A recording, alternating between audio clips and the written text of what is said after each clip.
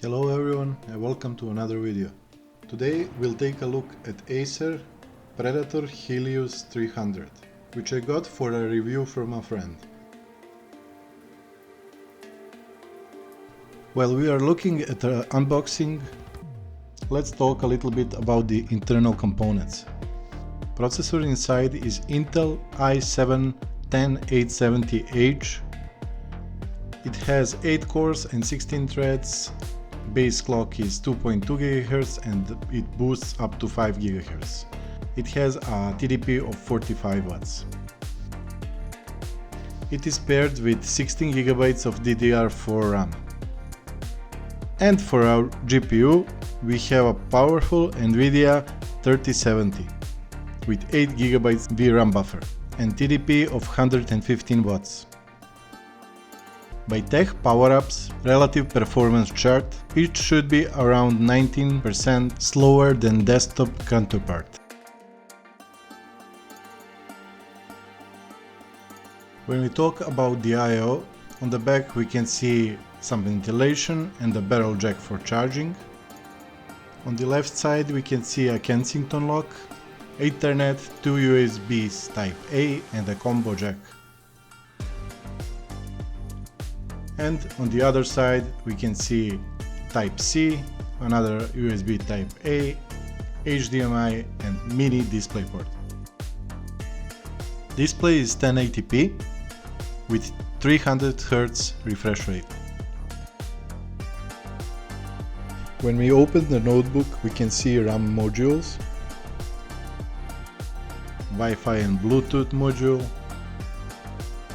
NVMe SSD, another free M.2 slot and 2.5-inch SSD bay. So you can pack 3 drives inside of it. Once we open the lid, we are greeted with that matte 1080p display, backlit keyboard and pretty big touchpad. Now that we know everything about this device, we should start benchmarking it. Or we would if the temperatures that I saw in the first game I started weren't that high. Although the highest resolution and preset possible, temperatures on GPU were hitting over 80 degrees and on CPU at times 100 degrees Celsius, which is obviously not ideal, to say the least. Since I had previously cleaned the laptop and changed the thermal paste, I knew I had to find a solution to this problem elsewhere. The first thing I did was install hardware info, which only confirmed my assumption. The laptop was overheating even when idling in Windows. I thought I would find some solution in the BIOS. Maybe I could lower the CPU frequency or adjust the fan curve better. However, I couldn't find anything similar in the options and the fans were running at 100% anyway, so I gave up on this and went back to Windows. The next thing I did was play around with the options within the tuning and overclocking program that came with the laptop. Here you can find the RGB keyboard settings, system temperature monitoring and most importantly, GPU overclocking and fan curve settings. Whatever I tried, the turbo option gave the best results, which basically overclocks the GPU to overdrive and runs the fans at 100% speed. Even so, the CPU temperature was 74 degrees Celsius and the laptop sounded like a jet engine.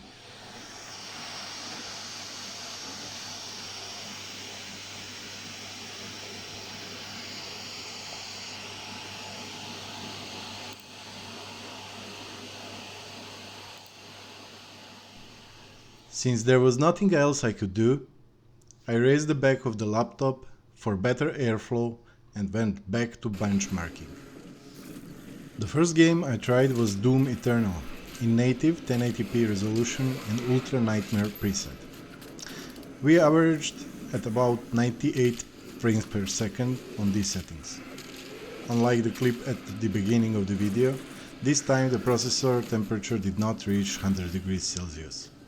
but hovered around 92 to 93.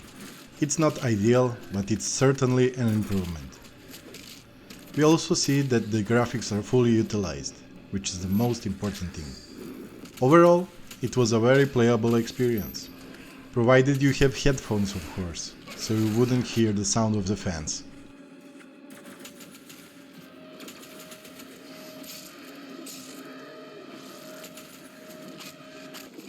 Next game is Jedi Fallen Order.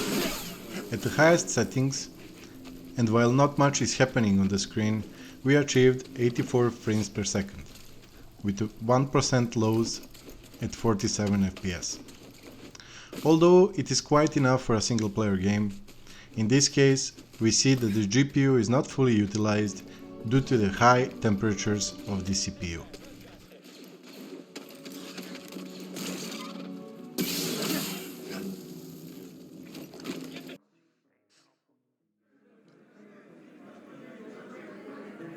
The last game for today is Cyberpunk 2077. What you see on the screen is a mixture of medium and high detail settings without ray tracing and DLSS. We finished the benchmark with the average of 70 FPS with a minimum of 56. Since we have an RTX 3070, it's possible to turn on ray tracing, but to get to FPS like this, we'd have to turn on DLSS, which I honestly don't like to use if it's not necessary. Of course, it is still possible to lower the quality of the graphics, which will contribute to higher FPS numbers.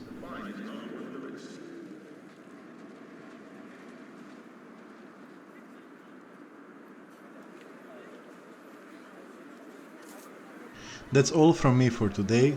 If you liked the video, leave a like. Until next time, bye!